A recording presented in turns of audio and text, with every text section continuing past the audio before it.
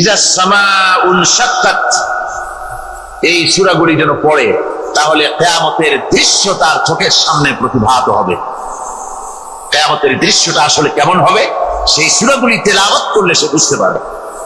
যেমন আল্লাহ পাক বলছেন, ইজা সামাউ ফাতারাত ওয়া ইযাল কাওয়াকিবু তাসারাত ওয়া ইযাল বিহারু ফুজ্জিরাত ওয়া ইযাল কুবুরু বুসিরাত। যখন আকাশসমূহ চূর্ণ বিচূর্ণ হয়ে যাবে আর তারকাসমূহ বিক্ষিপ্ত হয়ে পড়বে, সমুদ্র মহাসমুদ্রগুলি দীর্ণ বিদীর্ণ হয়ে যাবে, কবরগুলি সব উদ্গীরণ করে দেবে, তার মধ্যে যা আছে সে সবগুলি। আবার আল্লাহ পাক বলেন, ইযা শামসু কুবিরাত ওয়া ইযান নুজুমু কাদারাত ওয়া ইযাল জিবালু সুয়িরাত। সূর্য যখন ঢেকে যাবে, তারকাগুলি যখন বিপর্যস্ত হয়ে যাবে, আর পাহাড়গুলি যখন চালিয়ে দেওয়া হবে, এই দৃশ্য তোমরা দেখতে পাবে। فَإِذَا النُّجُومُ طُمِسَتْ وَإِذَا السَّمَاءُ فُرِجَتْ وَإِذَا الْجِبَالُ نُسِفَتْ।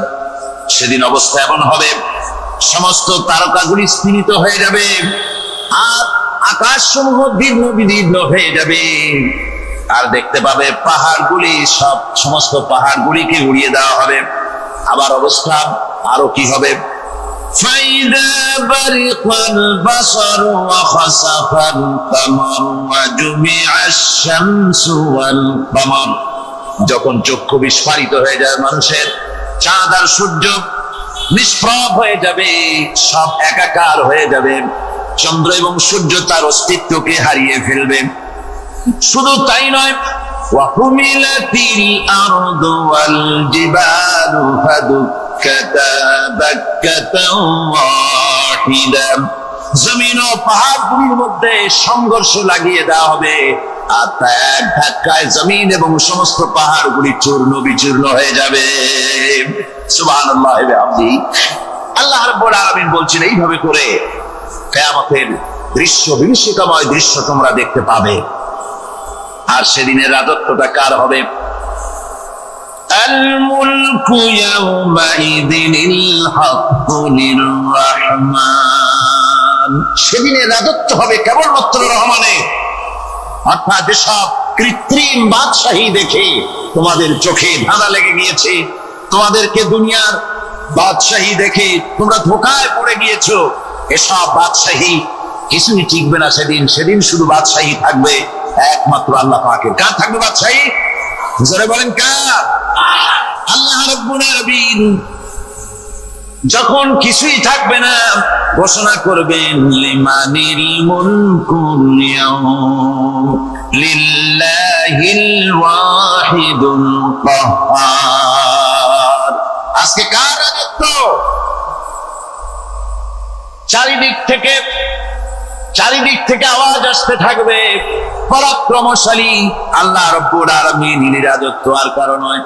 হাদিস শরীফে এসেছে, বুখারী মুসলিম শরীফের হাদিসে এসেছে, আল্লাহর নবী বলেন, আল্লাহ রাব্বুল আলামিন তখন তার এক হাতে আকাশ মণ্ডলীকে ধারণ করবেন আর এক হাতে জমিনকে ধারণ করবেন। আকাশ মণ্ডলী এক হাতে, জমিন এক হাতে। এভাবে আল্লাহ রাব্বুল আলামিন বলবেন, আইনাল জাব্বারুন আইনাল মুতাকাব্বিরুন। কোথায় সেই স্বৈরাচারীরা? কোথায় সেই দুর্বিনীত অহংকারী স্বৈরাচার যারা আমার জমিনের উপরে, আমার মানুষের উপরে রাজত্ব চালিয়েছে? তারা আজকে কোথায়? কোথায় সেই অহংকারীরা? আল্লাহ পাক সেদিন যে বলবেন, সেদিন তো বলবেন, কিন্তু দুনিয়ার মাঝেও স্বৈরাচার যারা, অহংকারী যারা, তাদের শাস্তি পৃথিবীর বুকেও দেন, আর সেদিন তো দিবেনই। কত স্বৈরাচার আমরা দেখলাম, কত অহংকারী দেখলাম, যাদের তর্জনী হেরণে লক্ষ কোটি কোটি মানুষ উঠতো আর বসতো। তাদের জিল্লাতির সঙ্গে আল্লাহ রাব্বুল আলামিন কতজনকে বিদায় করে দিলেন। ফুলের মালা নিয়ে কুলাতে পারে নাই, পা থেকে শুরু করে গলা পর্যন্ত ফুলের মালা দিয়া ডুবাই দিল ভক্তরা। আবার আল্লাহ রাব্বুল আলামিন এমন শাস্তি দিলেন, ফুলের মালার পরিবর্তে জুতার মালা নিয়ে জেলের মধ্যে ঢুকাইয়া দিলেন।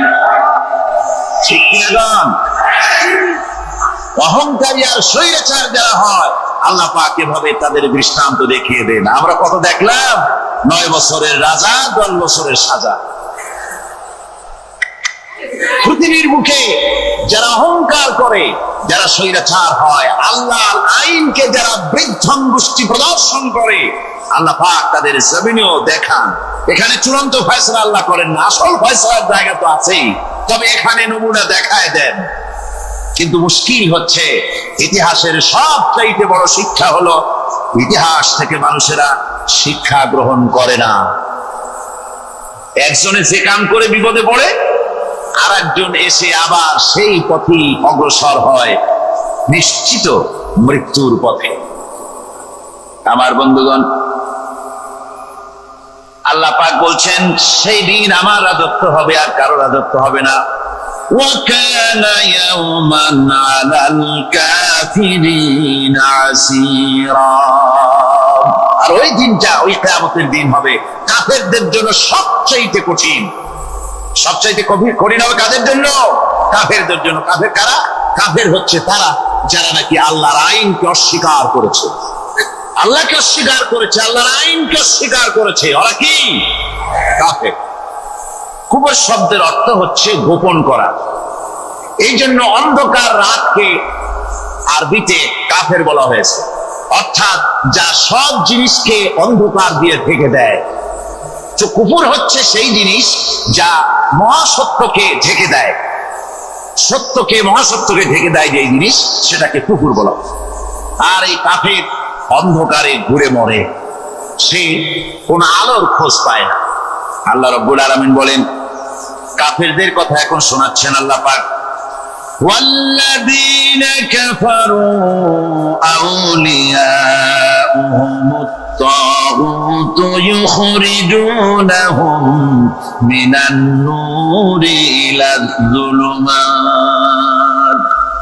যারা কাফের, যারা কুফরি অবলম্বন করেছে, তাদের সাহায্যকারী আর পৃষ্ঠপোষক হচ্ছে তাগুত। তাগুত বলা হয় সেই শক্তিকে, যে শক্তি শুধু নিজেই আল্লাহর আইন অমান্য করে বসে থাকে না, বরং অন্যদেরকে আল্লাহর আইন অমান্য করতে বাধ্য করে। ওদেরকে আরবিতে কি বলা হয়? তাগুত বলা। আর এই তাগুতের শক্তি, এই তাগুত হয় তার সাহায্যকারী, যা তাকে আলো থেকে টেনে অন্ধকারের ভেতরে নিয়ে যায়।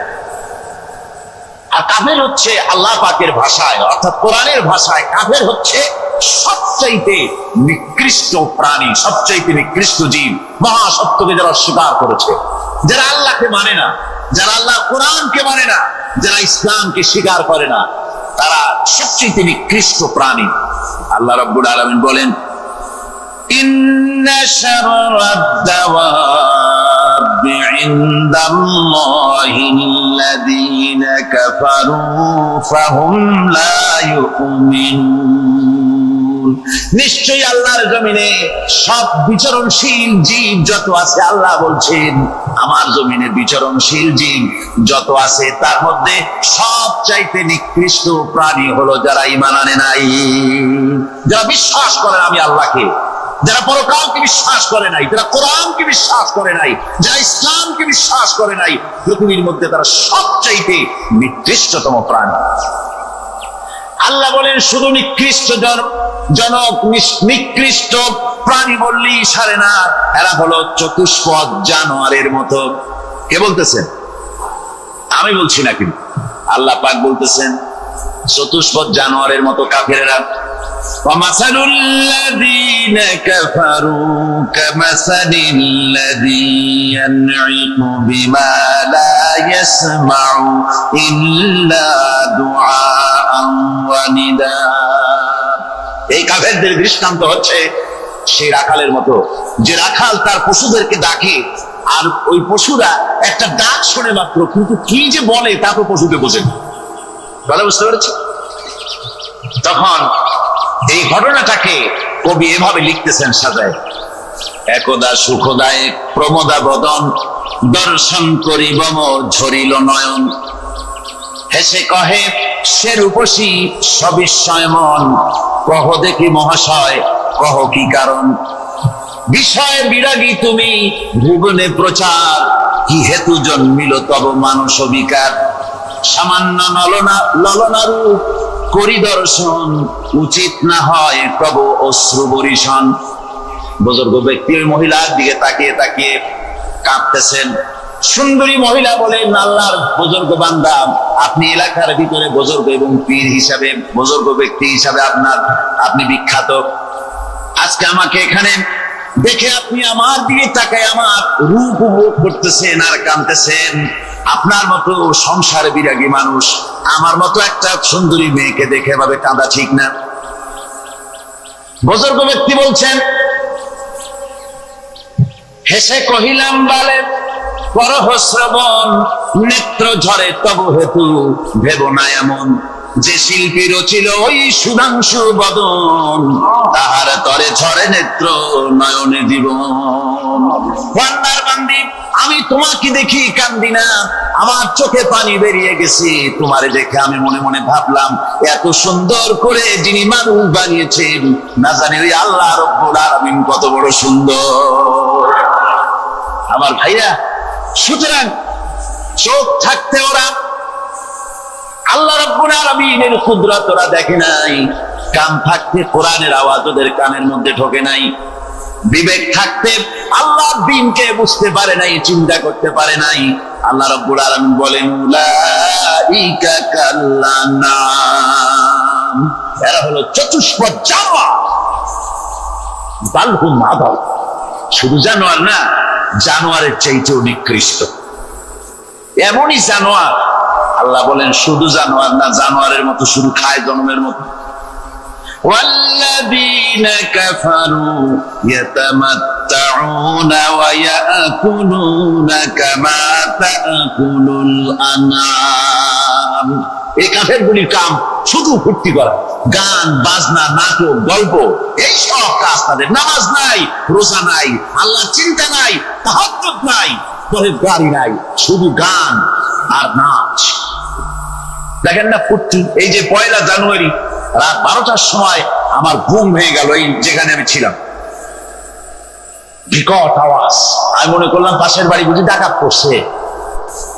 পরে বাড়িওয়ালা আমাকে বললেন যে ডাকাত না, বোধহয় এই নিউ ইয়ার সেলিব্রেট হচ্ছে, নতুন বৎসর উদযাপন হচ্ছে বোমা দিয়ে, শহরবাসীর আরামের ঘুম হারাম করে এগুলি করা হচ্ছে। এ তো গেল 1 জানুয়ারি। আর যখন আমাদের নিজেরটা যখন আসে, অর্থাৎ 1 বৈশাখ, তখন দেখছেন অবস্থা 1 বৈশাখে।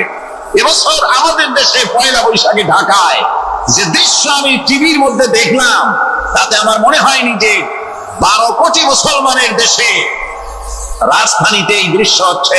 আমার মনে হচ্ছিল এটা বুঝি কলকাতা অথবা অন্য কোনো শহর হবে। আমি দেখলাম সমস্ত যুবক যুবতী, নারী পুরুষ, বিভিন্ন বয়সের লোক সব একসঙ্গে রাস্তায় নেমেছে, নাচতেছে। তার মধ্যে বুদ্ধিজীবী আছে, শিক্ষিত লোক আছে, সমানে নাচতেছে। আর তাদের মুখোশ পরা, বানরের মুখোশ, কুকুরের মুখোশ, শুকরের মুখোশ, ঘোড়ার মুখোশ, হাতিশিয়ালের মুখোশ, এই মুখোশ পরে এভাবে নাচতেছে। আমি চিন্তা করলাম, নববর্ষের সাথে কুত্তার মুখোশের সম্পর্ক কি? নববর্ষের সাথে পাখি শ্রীগালের মুখোশের সম্পর্ক কি?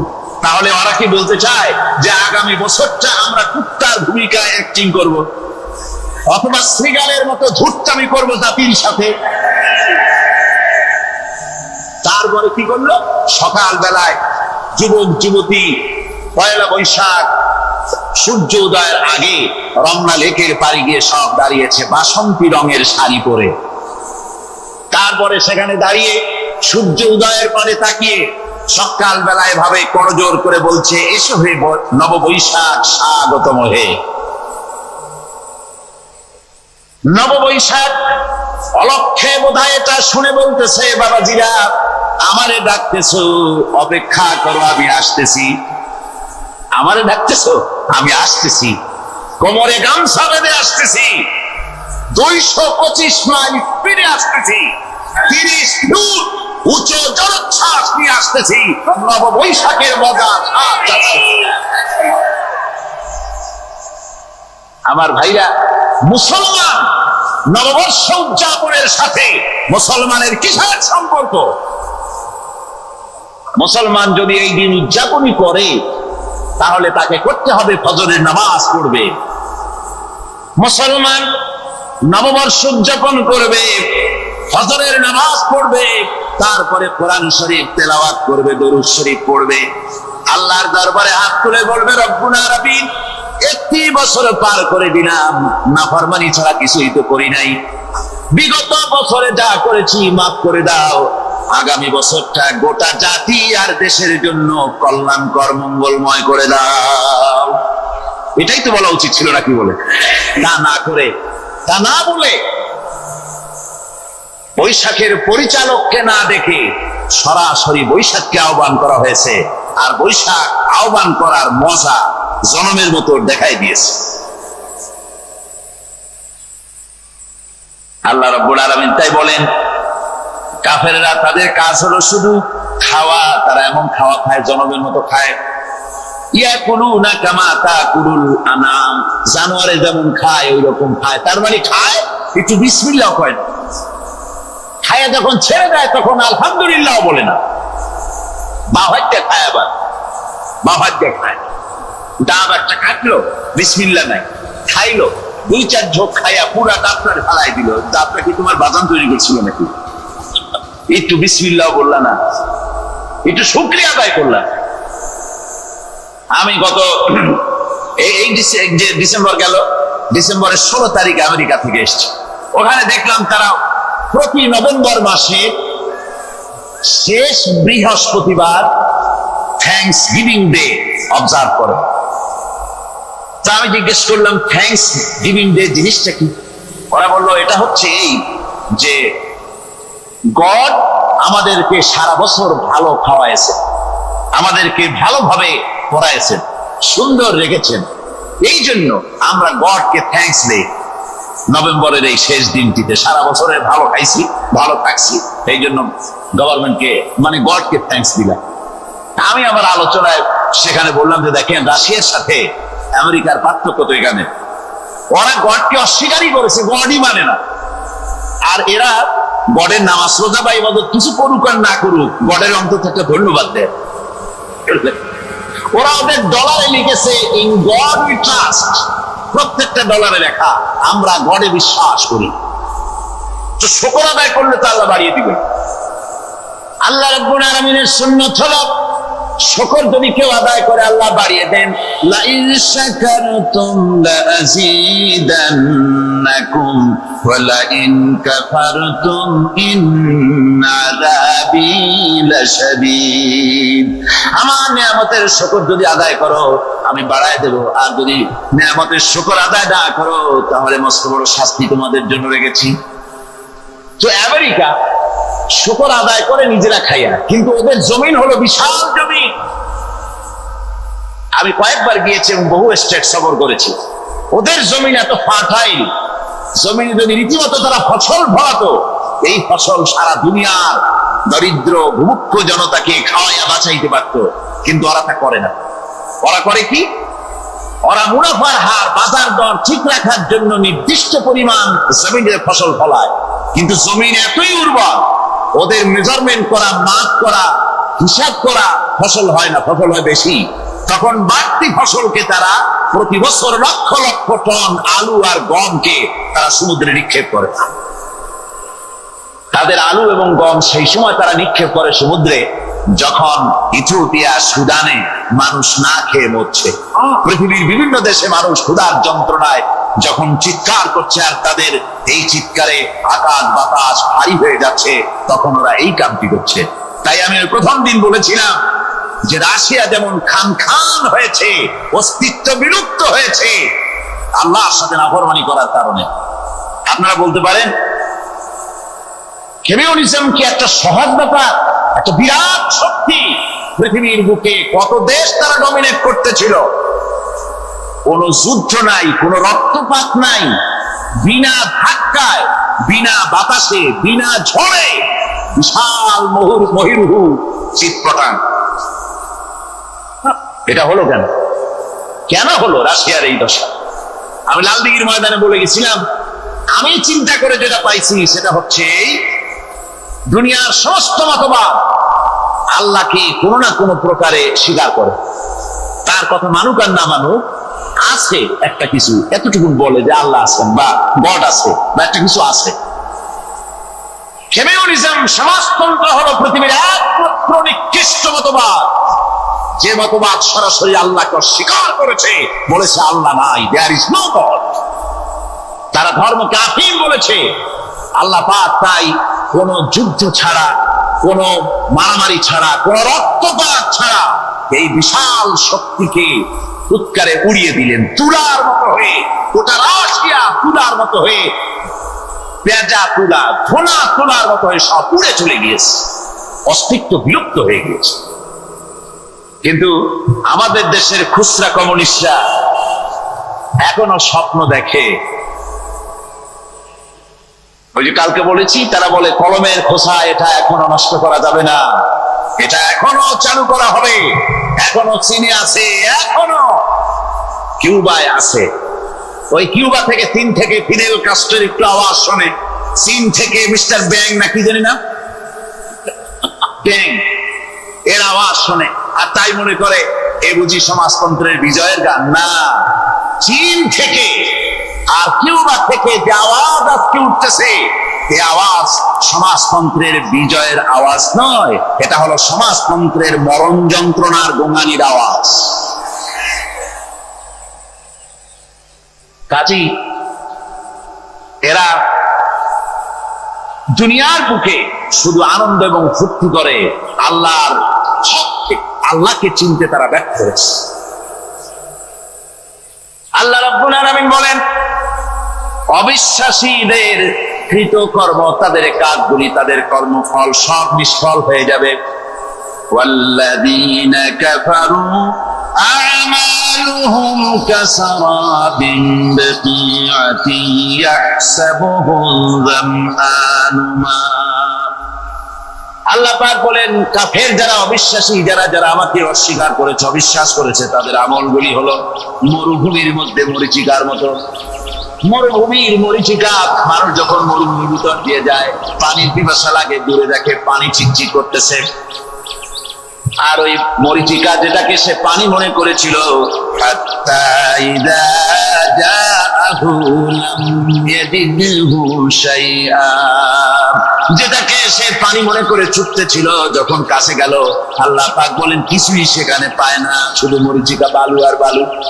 এরকম করে যারা আমার দিনকে অস্বীকার করেছে, আমাকে অস্বীকার করেছে, তারা যত ভালো কাজ করুক আর যাই করুক না কেন, তাদের কৃত কর্মগুলি এভাবে সব নিষ্ফল। এ হলো এক কথা। 2 নম্বরের কথা হলো, ওরা মনে করেছিল সমাজতন্ত্র শান্তি দেবে, কমিউনিজম শান্তি দেবে, সোশ্যালিজম শান্তি দেবে, ক্যাপিটালিজম শান্তি দেবে। এই শান্তির চিন্তা করে অগণিত মানুষকে হত্যা করে সমাজতন্ত্রের রাজত্ব যখন কায়েম করলো, 70 বছরও চলে গেল, তারপরে তারা দেখলো হাত্তা ইযা জাআহু লাম ইয়াজিদহু শাইআ, কিচ্ছুই পেল না। তারা ক্ষুধার যন্ত্রণায় মরলো, কাপড় নাই, খাবার নাই। তারা ওই রাশিয়া থেকে, চেকোস্লোভাকিয়া থেকে, যুগোস্লাভিয়া দিয়া, রোমানিয়া থেকে, হাঙ্গেরি এবং পোল্যান্ড আর মঙ্গোলিয়া থেকে, সেখানে সমাজতন্ত্র তাড়াতে আমরা যাই নাই। আমরা সেখানে সমাজতন্ত্রের বিরুদ্ধে তাফসীর করি নাই, ব্যাখ্যা করি নাই, বক্তব্য রাখি নাই। ওই সব দেশ থেকে সমাজতন্ত্র তাড়াইছে কে? কারা তাড়িয়েছে? না না, ওরা নিজেরাই, সেই দেশের জনগণই এটাকে উৎখাত করেছে তাদের জমিন থেকে। আল্লাহ পাক বলছেন, যারা আমার দিনকে, আমার বিধানকে যারা অস্বীকার করবে, তারা এই অস্বীকারী অবস্থায় যদি বন্ধ হয়, আমার সমাজতন্ত্রী কোনো ভাই যদি মাহফিলে থাকেন, কমিউনিস্ট কোনো ভাই যদি মাহফিলে থাকেন, তাহলে শুনুন আল্লাহ কি বলতেছেন। আল্লাহ দিনকে, আল্লাহ কোরআন পূর্ণাঙ্গ জীবন বিধান, অর্থনীতি আছে, সমাজনীতি আছে, রাজনীতি আছে, কথা যারা বিশ্বাস করে না, কোরআনকে শুধুমাত্র নামাজ, রোজা, হজ, যাকাত আর বেহেশত দোজখ যারা মনে করে, জীবন ব্যবস্থা মনে করে না, এই অবস্থায় যদি মারা যায়, আল্লাহ রাব্বুল আলামিন বলেন ইন্নাল্লাযীনা কাফারু ওয়া মাতু ওয়া হুম কুফফারুন উলাইকা আলাইহিম লানাতুল্লাহি ওয়াল মালাইকাতি ওয়ান নাসি আজমাইন।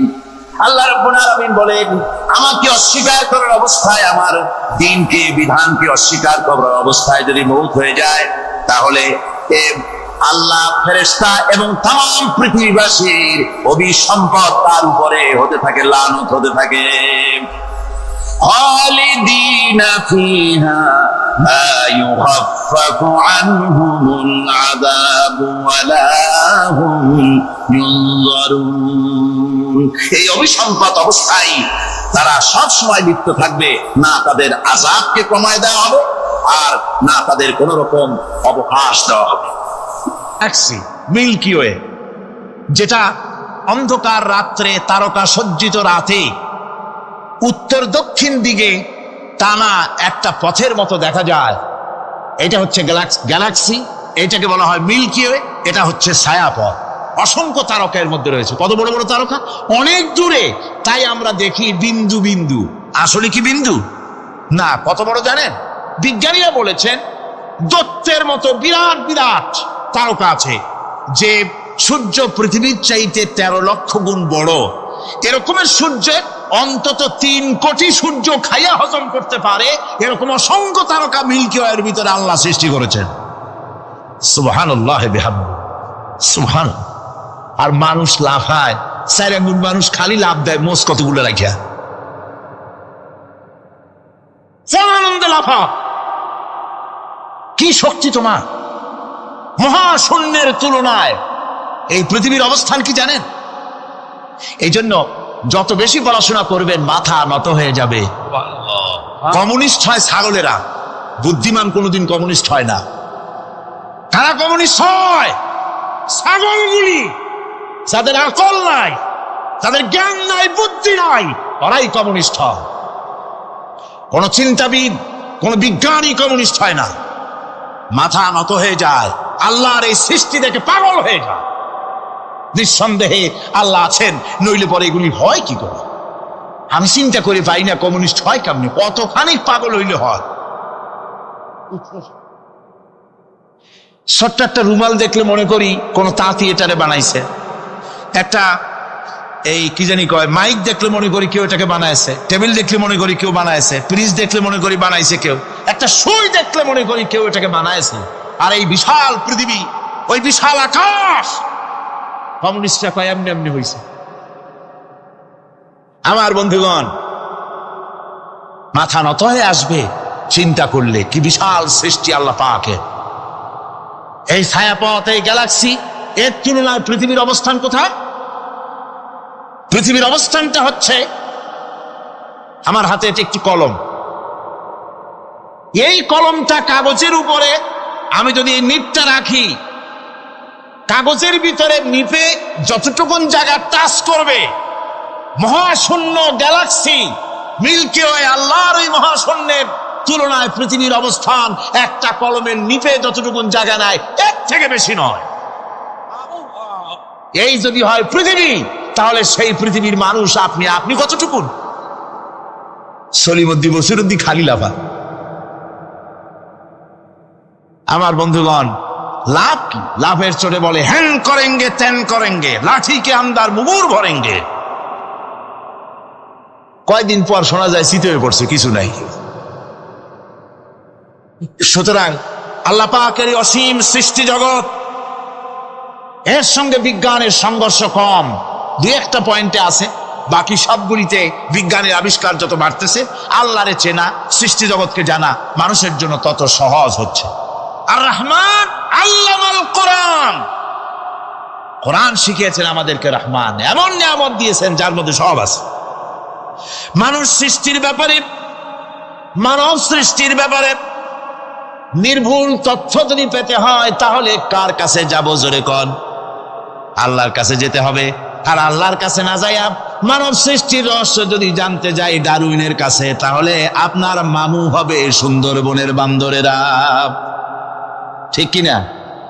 বাঁদরেরা হবে মামু, শিম্পাঞ্জি ওরাং ওটাং হবে আপনার নানা আর দাদা। তার কারণ ডারউইন সাহেব বলেছেন মানুষ এর পূর্বপুরুষ হলো বাঁদর, শিম্পাঞ্জি, ওরাং ওটাং, এটা হলো তার থিওরি অফ ইভলিউশন। এই বিবর্তনবাদের থিওরি পেশ করতে গিয়ে তিনি বলেছেন মানুষ হলো বান্দরের জাত। আরে বেটা, তুই বান্দরের জাত। নিজের লেজ কাটিয়া সকলের লেজ কাটা আরম্ভ করতে যাচ্ছে। কি পাগলের পাগল, মানুষ হয়েছে বান্দরের জাত। আশ্চর্য কথা। কেমনে কইলে? তো বললো যে শিম্পাঞ্জি দেখছে, তো সে শিম্পাঞ্জি দেখে তার মনে হয়েছে যে মানুষ ওইরকমই তো দেখা যায়, তো মানুষ বুঝি বান্দর থেকেই আসছে। আমি বলি পৃথিবীতে এমন পাগল আমি কোনোদিন দেখিও নাই, শুনিও নাই যে কোনো পাগল পাবদা মাছ দেখে বলেছে যে এটা হচ্ছে বোয়াল মাছের পূর্বপুরুষ। টাকি মাছ দেখে কোন ছাগলেও বলেছে আজ পর্যন্ত যেটা হলো শোল মাছের পূর্বপুরুষ। পুঁটি খাইতে খাইতে আস্তে আস্তে বিরাট শোলে পরিণত হয়ে গেছে, কোনো পাগলেও বলেনি। আচ্ছা, মেনে নিলাম ডারউইন সাহেবের থিওরি, মেনে নিলাম 1 সেকেন্ডের জন্য যে বান্দর থেকেই মানুষ হয়েছে। এখনো তো বানর প্রজাতি আছে না শেষ হয়ে গেছে? আছে কিনা? তাহলে সুন্দরবনে যান, যে দেখুন কোন বাঁদর কি এ পর্যন্ত দেখা গেছে যে কোমর পর্যন্ত মাংসের মতো হয়ে গেছে। আর একটু দুধ আর পনির আর একটু এই শুটকি মাছ লোটটা ফিশ খাওয়াইলে আর কদিনের মধ্যে এই বান্দরটা মানুষ হয়ে যাবে। হয়েছে এরকম? বাঁদরের 12 আনা মানুষ হয়ে গেছে, 14 আনা মানুষ হয়ে গেছে, আর অল্প একটু বাকি। এরকম দেখা গেছে কোথাও? দেখা যায়নি। পাগলামি কথা, পাগলামি কথা। মানুষ বানর থেকে আসেনি, মানুষ ওরাং ওটাং থেকে আসেনি, মানুষ শিম্পাঞ্জি থেকে আসেনি। মানুষ এসছে কোত্থেকে? এটা জানতে হলে এ নির্মূল তথ্য জানার জন্য আসতে হবে কোরআনের কাছে। কার কাছে?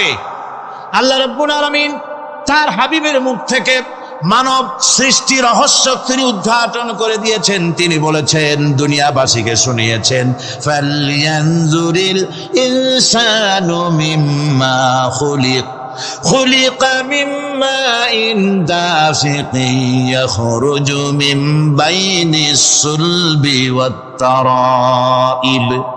আল্লাহ পাক বলেন, মানুষ কি তার সৃষ্টি রহস্য দেখে না? কেমনে তাকে আমি সৃষ্টি করেছি? মায়ের বক্ষ পিঞ্জর থেকে, বাপের পৃষ্ঠ থেকে সবেগে নির্গত এক ফোঁটা নাপাক পানি দিয়ে আমি আল্লাহ মানুষকে সৃষ্টি করেছি। বান্দর থেকে নয়, ওরাংওটাং থেকে নয়, শিম্পাঞ্জি থেকে নয়। মানুষের অরিজিন মানুষ। আদম থেকে তোমরা জন্মগ্রহণ করেছো, আদম এসেছে মাটি থেকে, তোমরা এসেছো আদম থেকে। সুবহানাল্লাহ ওয়া বিহামদি। এটাই হলো মানব সৃষ্টির রহস্যের কথা আল্লাহ পাক বলে দিয়েছেন।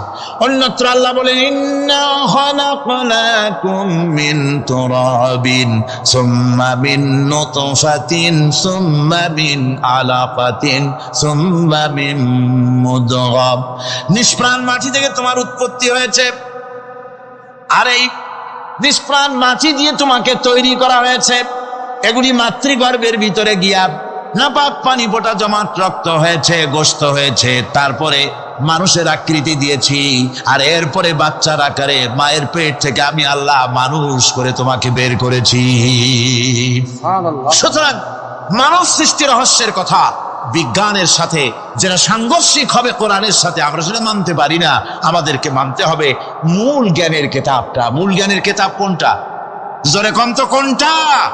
কোরআন। এখানে সব কথা আল্লামাল কোরআন। কোরআন শিখিয়ে মানুষকে আল্লাহ পাক সবচাইতে বড় দয়া করেছেন, এর থেকে বড় দয়ার হয় না।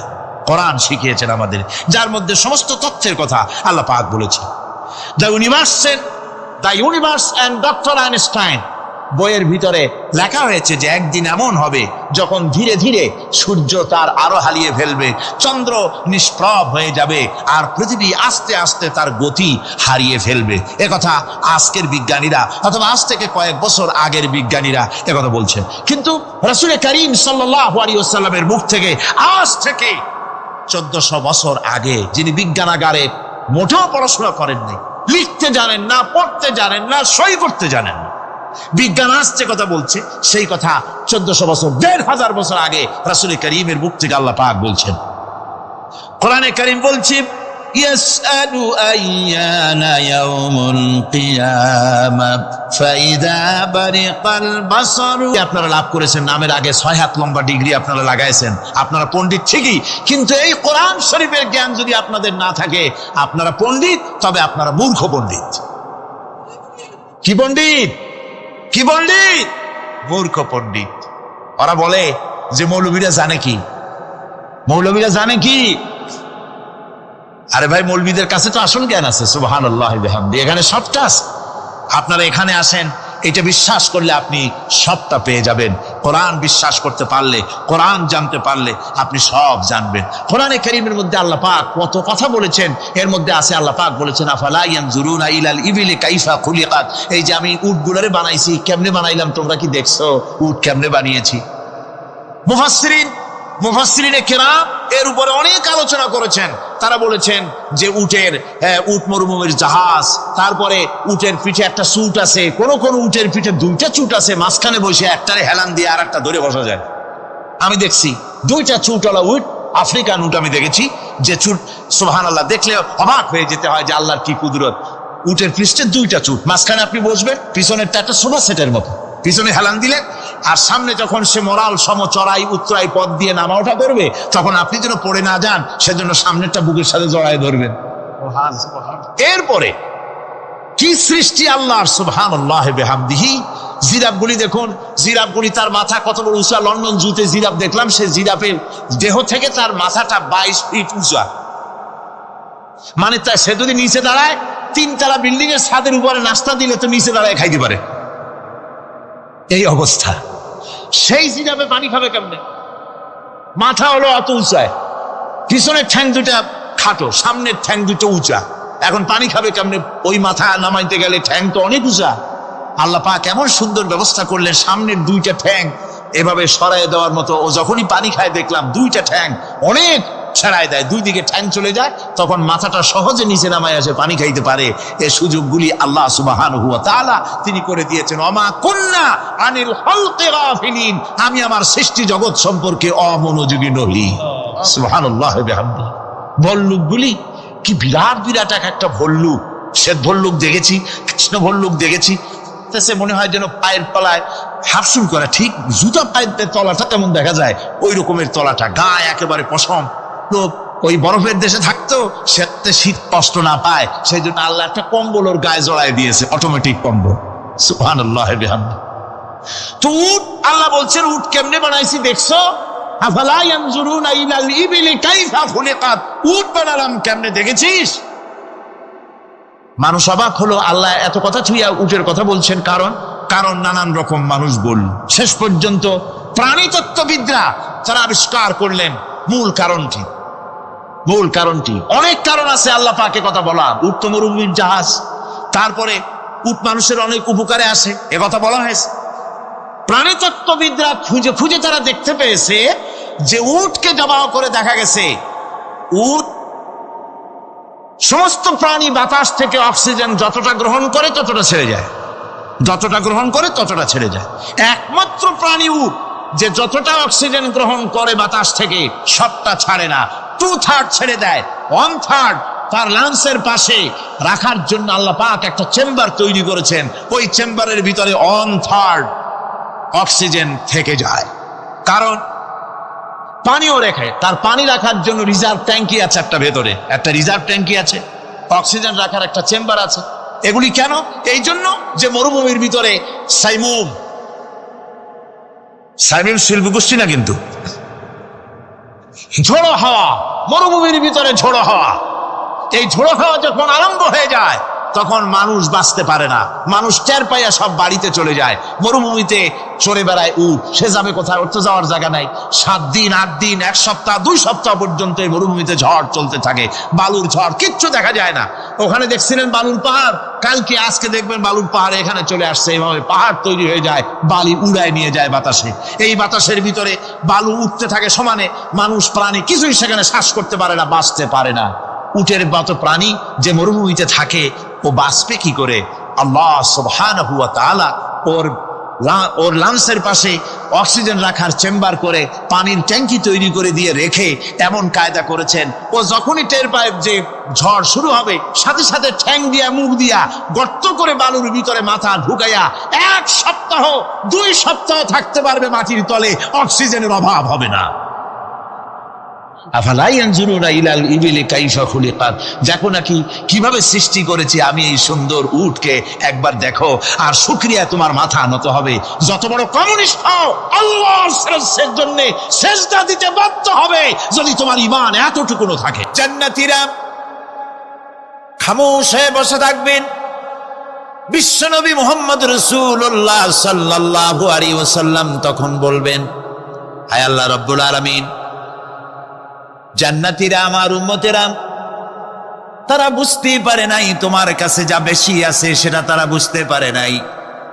আয় আল্লাহ তাআলা, জান্নাতীরা সব নিয়ামত পেয়েছে ঠিক, কিন্তু যার জন্য আরামের ঘুমকে হারাম করে গভীর রাত্রে জেগে জেগে তাহাজ্জুদের নামাজ আদায় করে চোখের পানি ফেললো, যার জন্য জিহাদ করলো, যার আইন কায়েমের জন্য শহীদ হলো, যার জন্য মান ইজ্জত শেষ করলো, হিজরত করলো, কষ্ট করলো, রক্ত দিল, জীবন দিল, সেই আল্লাহকে তারা এখনো দেখতে পারে নাই। ওয়ালাদাইনা মাজিদ এর তাফসীরে বলা হয়েছে, আল্লাহর কাছে যেটা আসে তিনি দর্শন দিবেন। নবী করিম সাল্লাল্লাহু আলাইহি ওয়াসাল্লাম এই কথা যখন বলবেন যে আল্লাহকে আমাদের, এই আমার জান্নাতীদের আল্লাহকে এখনো দেখা হয় নাই, যে আল্লাহর জন্য সব করলো তারে এখনো দেখা হলো না, আল্লাহ তাআলা তখন আপন কুদরতে তার সামনের সব পর্দাকে সরিয়ে দিবেন। সুবহানাল্লাহ। হাসরবাসীরা তখন, আল্লাহ তাআলা কোরআনে কারিমে বলছেন, রব তাকিয়ে থাকবেন বান্দাদের দিকে, আর বান্দারা তাকিয়ে থাকবে রবের দিকে। সুবহানাল্লাহ। এর মধ্যে কত লক্ষ বছর পার হয়ে যাবে কেউ বুঝতে পারবে না। দুঃখের রাত পোহাতে খুব কষ্ট হয়, আর সুখের রাত কোন ফাঁকে আজান হয়ে যায় টের পায় না, ঠিক না? আল্লাহকে দেখতে থাকবে মানুষেরা। সুবহানাল্লাহ, সুবহানাল্লাহ। আল্লাহকে বলি, আয় আল্লাহ তাআলা, জান্নাতের যে অনুষ্ঠানে তুমি তোমার দর্শন মুবারক দিয়ে জান্নাতীদেরকে তুমি ধন্য করবে, সেই মজলিসের কোন এক কোনায় কানায় আমাদের মতো গুনাহগারদের একটু জায়গা করে দিও আল্লাহ তাআলা। এটা জীবনের সব থেকে বড় কামিয়াবি। সুতরাং আল্লাহ রাব্বুল আলামিন, তাকে দেখা যাবে না, কিন্তু তার সৃষ্টি জগৎ থেকে তাকে চেনা যায়। এত সুন্দর ফুল, এটা এমনি এমনি হতে পারে না। হযরত ইমাম আবু হানিফা রাহমাতুল্লাহ আলাইহির সাথে এক নাস্তিকের বাহাস হওয়ার কথা। সে নাস্তিক অস্বীকার করেছে আল্লাহ নাই। ইমাম সাহেব বলেছেন আছেন। আচ্ছা ঠিক আছে, তর্ক হবে, বিতর্ক অনুষ্ঠান হবে। ইমাম সাহেব তার আসার সময় চাইতে প্রায় 1-2 ঘন্টা ডিলে হয়ে গেল। নাস্তিক উপস্থিত জনগণকে বলল, যে লোক তার ওয়াদা রক্ষা করতে পারে না তার সাথে আবার বহস কিসের? এ কথা বলতে বলতেই ইমামে আজম আবু হানিফা রাহমাতুল্লাহ আলাইহি মঞ্চে উঠে এসেছেন। নাস্তিক বলল, আপনার সাথে আমার তর্ক করার উৎসাহ হারিয়ে ফেলেছি। কেন? আপনি যে এতটা সময় ওয়াদা খেলাপ করলেন, 2 ঘন্টা হয়ে গেল, মূল অনুষ্ঠানের শুরুতে আপনি আসলেন না। তিনি বললেন যে তুমি নিরুৎসাহিত হবে তো আমার কাছে দেরি হলো কেন? তারপরে না বলবা। আচ্ছা ঠিক আছে, আপনি বলেন কেন দেরি হলো? তিনি বললেন, আমি এই জায়গায় আসতে গিয়ে সামনে একটা নদী বাঁধলো, এখন আমি আসবো কেমনে? মহাচিন্তায় পড়ে গেলাম, কিভাবে যাব? পারাপারের কোনো ব্যবস্থা নাই।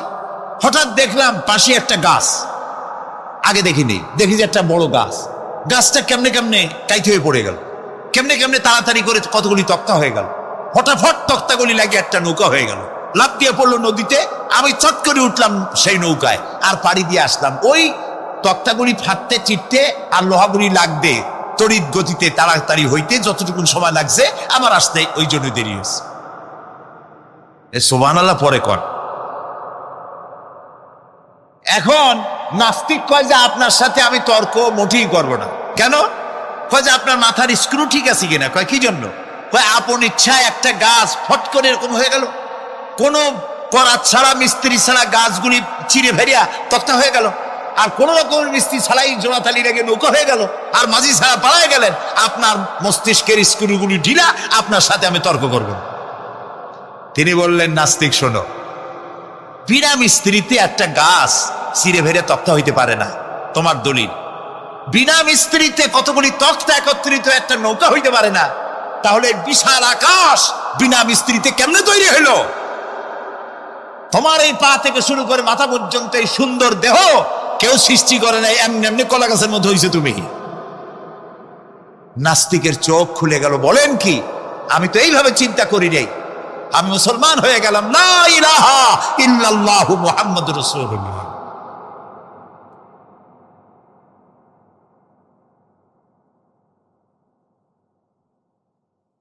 আল্লাহ পাকের অস্তিত্বকে বোঝার জন্য তার সৃষ্টি জগৎ যথেষ্ট। সুবহানাল্লাহ বলেন। শুধুমাত্র কপাল পোড়া ওরাই আল্লাহরে চেনে না।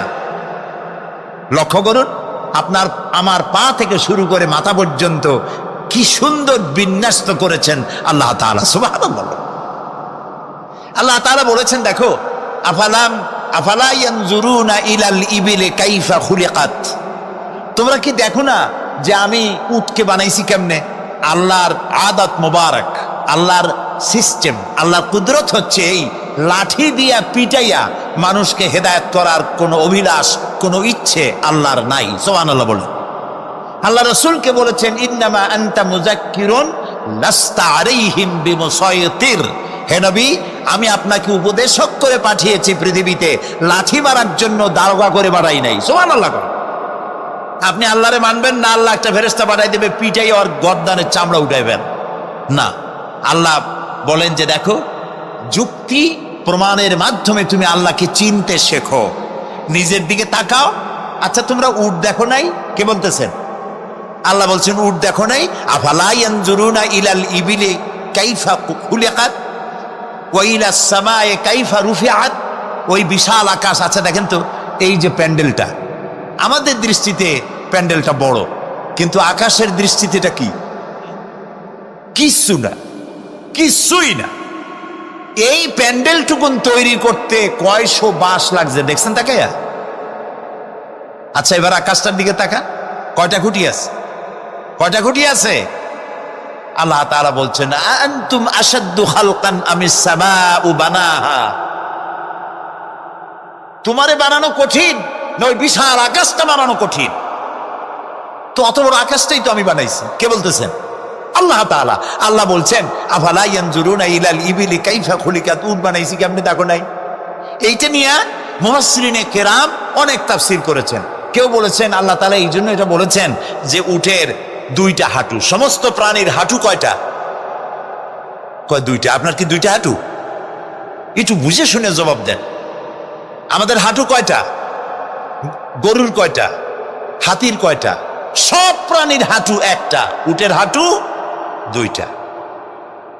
তারপর উট মরুভূমিতে থাকে, মরুভূমির জাহাজ, অনেক কথা অনেকে বলেছে। কিন্তু একজন চিকিৎসা বিজ্ঞানী কোরআনে কারীমের এই আয়াত পড়ে তিনি চিন্তা করলেন, আল্লাহ উটের কথা কইলেন কেন? যে কেমনে বানাইছি দেখো নাই, নিশ্চয় ওর মধ্যে কিছু আছে। সে উটকে চেরাফারা করলো, উটকে অপারেশন করে, সার্জিক্যাল অপারেশন করে তারপরে তিনি আবিষ্কার করলেন। শুনুন কি আবিষ্কার করলেন তিনি আবিষ্কার করলেন, পৃথিবীর সমস্ত মানুষেরা, সমস্ত প্রাণী জগৎ পানি পান করে আর সবটা পেশাব করে বের করে দেয়। উট একমাত্র প্রাণী পানি পান করার পর সবটা খাইয়া হজম করে না। তার লাঞ্চের কাছে আলাদা একটা চেম্বার আছে, ওই চেম্বারে কিছুটা পানি সেখানে সে রিজার্ভ রাখে। গেল 1 নম্বর। 2 নম্বরে পাওয়া গেল অক্সিজেন। প্রাণী জগৎ বাতাস থেকে অক্সিজেন গ্রহণ করে আর কার্বন ডাই অক্সাইড করে এটাকে বের করে দেয়। উট একমাত্র প্রাণী অক্সিজেন যতটা গ্রহণ করে ততটা ছেড়ে দেয় না, ওর থেকে কিছুটা জমা করে রাখার জন্য তার বুকের মধ্যে একটা জায়গা, আল্লাহ একটা চেম্বার তৈরি করেছেন, ওখানে অক্সিজেন জমা থাকে। একদিকে পানি আর একদিকে অক্সিজেন শ্বাস প্রশ্বাসের জন্য। এরকম পায়ের পিঠের চামড়া কি ওরকম? আমাদের পায়ের পিঠের চামড়া যেরকম, ওইটা যদি হতো পায়ের তলায়, তাহলে প্রতি 3 দিন অন্তর 2 দিন অন্তর পায়ে হাফসুল করা লাগতো জুতার মতো, ঠিক না? হাতের উপরে চামড়াটা যেরকম, হাতের তালুতে চামড়া কি ওরকম? হাতের তালুর চামড়া কি তাও কইতে পারেন না, পুরু, আর উপরেরটা পাতলা। এই উপরের চামড়াটা যদি এইখানে হইতো তাহলে গরম কদু আর ডাল খাইতেই পারতেন না, চামড়ার কাম শেষ। এগুলো চিন্তা করলেই তো শকর করতে ইচ্ছা হবে যে এই যে একই শরীর আমার 2 রকমের চামড়া কেন দিলেন? আর কোনো চেষ্টা নাই, এমনি এমনি হয়েছে। কত বড় রাম ছাগল হলে নাস্তিক হতে পারে, জানোয়ারের চাইতে নিকৃষ্ট নাস্তিকেরা, পশুর চাইতে কুত্তার চাইতে নিকৃষ্ট যারা নাস্তিক। কুত্তায়ও আল্লাহরে চেনে, সুবহানাল্লাহ বলে, আল্লাহরে চেনেছে। গরু ছাগল আল্লাহ যা বানিয়েছে সব আল্লাহর হুকুম মতো তার নিজস্ব পরিমণ্ডলে থাকে। মানুষ নামের কলঙ্ক ওই সব মানুষ যারা বিশ্ববিদ্যালয়ে চাকরি করে আমাদের সন্তানদেরকে নাস্তিক বানায়। এর একটা শয়তান কয়েক মাস আগে দূরে কোথাও গিয়ে আল্লাহ জাহান্নামে নিয়ে গিয়েছে। ওর কবরে জাহান্নামের আগুন জ্বলুক কিয়ামত পর্যন্ত। সে একাই শয়তান নয়, বিশ্ববিদ্যালয়ের অসংখ্য ছেলেদের মেয়েদেরকে ধ্বংস করেছে, ইমান নষ্ট করেছে। প্রিয় ভাই সব, আল্লাহ রাব্বুল আলামিন তার অস্তিত্বের প্রমাণ রেখেছেন আর বলেছেন, দেখো কোনো ভুল পাও নাকি? আল্লাহর এক দরবেশ বান্দা এক বট গাছের নিচে বিশ্রাম করতেছিলেন আর সূরা মুলক পড়তেছিলেন। এই আয়াতের কাছে এসেছেন, হাল তারা মিন ফুতুর, দেখতে পাও কোনো ভুল? শুয়ে শুয়ে বলতেছে, আল্লাহ তোমার সৃষ্টি জগতে তো ভুল ধরার কোনো উপায় নাই, কেউ ধরতে পারবে না, তবে আমার চোখে একটা জিনিস বেমানান মনে হয়। ভুল ধরতে কারো ক্ষমতা নেই, একটা জিনিস আমার কাছে বেমানান লাগে। একা একা বলতেছে, সেটা হলো এই, তুমি তাল গাছ বানাইছো যেমন তালও সেই রকম বড়, বেল গাছ যেমন বেলও বড়, নারকেল গাছ যেমন নারকেলটাও বড়, কিন্তু এত বড় বিরাট বট গাছ ফল একেবারে এতটুকু এতটুকু, এইটা একটু বেমানান লাগতেছে। এই চিন্তা করতেছে দরবেশ সাহেব, হঠাৎ করে একটু বাতাস এসে গাছের ডাল আন্দোলিত হয়েছে, একটা আধা পাকা বটের ফল অনেক উঁচু থেকে ছিঁড়ে এসে দরবেশের নাকের উপরে পড়ছে, নাকটা জ্বলে উঠছে। দরবেশ সাহেব বলছে, আস্তাগফিরুল্লাহ, আল্লাহ এটা তো ফল না, এটা আমার চিন্তার জবাব। আমি চিন্তা করতেছি গাছ আনমান ফল হয় নাই, তাল গাছ যেমন ফল যেমন, বট গাছ যেমন ফল যদি ওই আকারে হইতো, ফলটা যে পজিশন নিয়ে আমার নাকে পড়ছে এতে তো আমার নাকও যাইতো মাথাও যাইতো। সুতরাং আল্লাহ রাব্বুল আলামিন তার সৃষ্টি জগৎকে আপন কুদরত দিয়ে সুন্দর করে সৃষ্টি করেছেন। ভাগ্যবান তারা যে আল্লাহকে স্বীকার করে 5 ওয়াক্ত নামাজে আল্লাহকে সেজদা দেয়, সুবহানাল্লাহ। আর শিক্ষক নামের, শিক্ষিত নামের কলঙ্ক ওই সব মুসলমান যারা মুসলমানের ঘরে জন্মগ্রহণ করে নিজেকে নাস্তিক বলে পরিচয় দেয়, নিজেকে যারা বামপন্থী বলে পরিচয় দেয়। মুসলমান তা আবার বামপন্থী, আস্তাগফিরুল্লাহ। কোরআনে কারিমে আল্লাহ তাআলা বলেছেন, আসহাবুল ইয়ামিন আসহাবুশ শিমাল, ডানপন্থী আর বামপন্থী। রাসূলুল্লাহ বলেছেন, বাম হাতে খায় শয়তান, তোমরা বাম হাতে খাবা না। বাম দিকের কামটাই শয়তানের, বাম দিকে কাম কার? জোরে বলেন। এই জন্য রাস্তা দিয়ে হাঁটবেন, ডান দিক দিয়ে হাঁটেন, কিছু খাইবেন ডান দিক দিয়ে খান, কিছু শুরু করবেন ডান দিক দিয়ে করেন। মুসলমানের কাজ সব ডান। ডানপন্থীদের নেতা পয়গম্বরেরা সব ডানপন্থীদের নেতৃত্ব দিয়ে আল্লাহ রাব্বুল আলামিন কিয়ামতের দিন ডানপন্থীদের নিয়ে আল্লাহর নবীরা জান্নাতে চলে যাবে। আর বামপন্থীদের নেতা শয়তান, বামপন্থীদেরকে শয়তানের নেতৃত্ব দিয়ে সবগুলিকে জাহান্নামে নিয়ে যাবে। এই জন্য দেখবেন বামপন্থীদের যত নেতা আছে, একটা নেতাও মসজিদে যায় না, নামাজ পড়ে না। প্রিয় ভাই সব, কপাল পোড়া না হলে কোন মুসলমানের সন্তান বামপন্থী আন্দোলন করতে পারে না। হতভাগ্য, নিকৃষ্ট, জঘন্য। আল্লাহ এদেরকে হেদায়েত করুন, বলেন আমিন। জোরে বলেন আমিন। ওরা নামাজে নাই, রোজায় নাই, আল্লাহ নাই, রসুলে নাই, পরকালে নাই, মক্কায় নাই, মদিনায় নাই, ঠিক কিনা? আল্লাহ হেদায়েত নসিব করুন, বলেন আমিন। তাহলে 3টি পুঁজির কথা বলেছিলাম। তার মধ্যে প্রথম পুঁজি হলো আল্লাহর কি বিশ্বাস করতে দেখি? অস্তিত্বকে বিশ্বাস করা। এই অস্তিত্বের উপরে আমি আর আলোচনা করতে চাই না। আমরা বিশ্বাস করি আল্লাহ আছেন, ঠিক না? আচ্ছা, এবার প্রশ্ন করি, আল্লাহ আছেন, কোথায় আছেন? আচ্ছা, বুঝতে পারছি আপনাদের মধ্যে ইখতিলাফ হয়ে গেছে। কেউ বলছেন সব জায়গায়, কেউ বলছেন আরশে, কেউ বলছেন আকাশে। আর যারা বেশি বুদ্ধিমান তারা কোনো জবাব দেন নাই, চিন্তা করছেন কোনটা কইয়ে কোন জ্বালায় পড়ি। আল্লাহ রাব্বুল আলামিন কোথায় আছেন সেই প্রশ্ন আল্লাহ কি করা দরকার?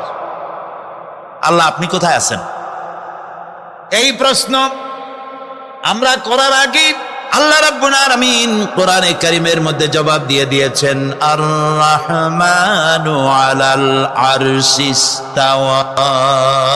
সুবহানাল্লাহ। আল্লাহ সব জায়গায় আছেন এ কথা ঠিক নয়।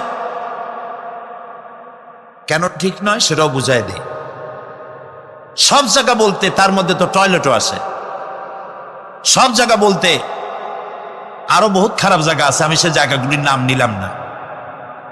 তাহলে আল্লাহ কি সেসব জায়গা আছেন? বলেন নাউজুবিল্লাহ। আল্লাহ নিজেই বলছেন আল্লাহ আছেন আরশে ইস্তাওয়া। আল্লাহ আছেন কোথায়? আরশে। আল্লাহ যে আরশে আছে সেই জন্যই তো মানুষেরা হাত উঁচু করে আল্লাহর কাছে, এরকম বলে যে উপরওয়ালা, বলে না, না নিচুওয়ালা বলে, সব জায়গাওয়ালা এরকম বলে, উপরওয়ালা বলে। আল্লাহ আছেন আরশে, কিন্তু প্রত্যেক রাতে তিনি প্রথম আকাশে আসেন। সুবহানাল্লাহ। বান্দাদেরকে ডাকার জন্য আসেন। আল্লাহ সর্বত্র জ্ঞান রাখেন। তার ইলমের মধ্যে এক চুল পরিমাণ জায়গা আকাশেও নাই, জমিনেও নাই যে আল্লাহ রাব্বুল আলামিন ওই জায়গাটুকুন সম্পর্কে তাৎক্ষণিকভাবে অবহিত নন। এমন এক চুল পরিমাণ জায়গা আকাশেও নাই, জমিনেও। এটাই হলো আল্লাহ সব জায়গার জ্ঞান, তার ইলমের মধ্যে সব তিনি জানেন। একথা একটি ছোট্ট আয়াতের মধ্যে এভাবে বলা হয়েছে, وَيَعْلَمُ مَا فِي الْبَرِّ وَالْبَحْرِ وَمَا تَسْقُطُ مِنْ وَرَقَةٍ إِلَّا يَعْلَمُهَا। এই পৃথিবীতে জমিনের ভিতরে কি হয়, সমুদ্রের অতল তলদেশে কি হয়, সব আমি জানি। এমনকি এই পৃথিবীর কোন একটি গাছের পাতা যদি পড়ে যায়, কোন দেশের কোন গাছের কোন পাতা পড়েছে সে খবর আমি আল্লাহর কাছে হয়ে যায়। এটি আমি বললাম, বানায় বললাম? এটি কোথায় আছে? তো আল্লাহ রাব্বুল আলামিন কোরআনে পরিষ্কার করে বলে যে একটা পাতার খবর যদি আল্লাহর কাছে হয়, তাহলে আমরা কোথায় কি করি তিনি টের পান না? অবশ্যই টের পান। এটি আমাদের মনে রাখতে হবে। তো আল্লাহ তাআলা, তার উপরে আমাদের বিশ্বাস হচ্ছে এই যে তিনি আরশে ইস্তাওয়া, আরশে আছেন, এবং তিনি না জানেন না দেখেন এমন কিচ্ছু নাই, না শোনেন এমন কিচ্ছু নাই। এমনকি সমুদ্রের অতল তলদেশে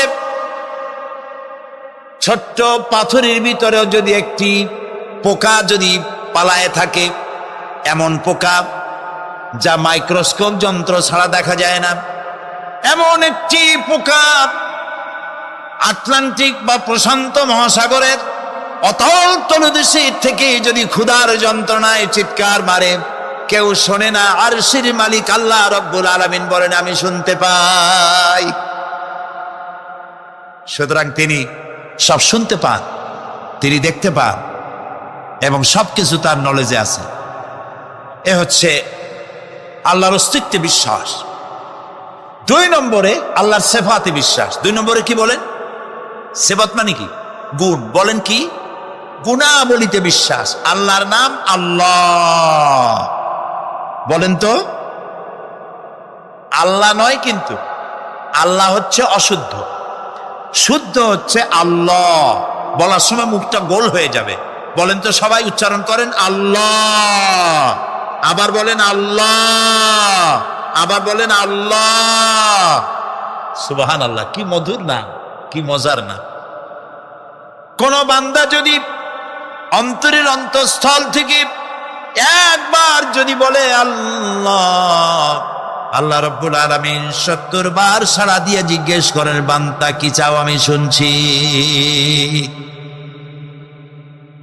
আল্লাহ হচ্ছে ইসমে জাত, আর সেবাতি নাম হচ্ছে বাকি 98টা নাম।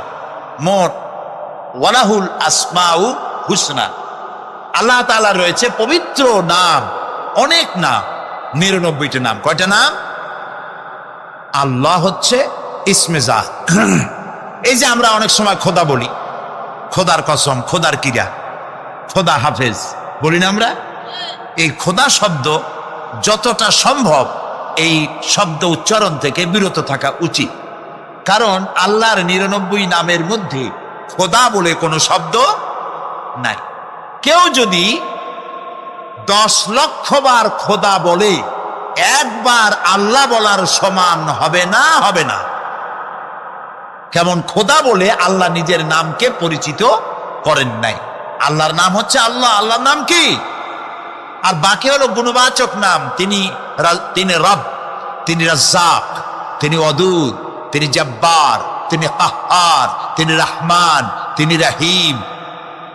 এরকম আছে না নাম? সব গুণবাচক নাম। এই আল্লাহকে বিশ্বাস করতে হবে। 1 নম্বরে তার অস্তিত্ব, তিনি আছেন। 2 নম্বরে গুণ সহকারে বিশ্বাস করতে হবে। আমরা পানিকে বিশ্বাস করি সে চুবাইয়া ডুবাইয়া মারতে পারে, এই হিসাবে বিশ্বাস করি, ঠিক না? আগুনকে বিশ্বাস করি সে পোড়ায় মারতে পারে। সাপকে বিশ্বাস করি সে দংশন করলে আমি মরে যেতে পারি, ঠিক কিনা? এইভাবে প্রত্যেকটা জিনিসের গুণ সহকারে তাকে বিশ্বাস করতে হয়। সেই জন্য আল্লাহকে আল্লাহ আছেন এইটা শেষ কথা নয়, তার গুণ সহকারে তাকে বিশ্বাস করতে হবে। তিনি হচ্ছেন খেতে দেওয়ার মালিক, রাজ্জাক। মানে বলেন তো নামটা কি? রাজ্জাক মানে কি? রিজেক দাতা। কে রিজেক দাতা? এই জন্য রিজেক চাইতে হবে কার কাছে? আল্লাহর কাছে।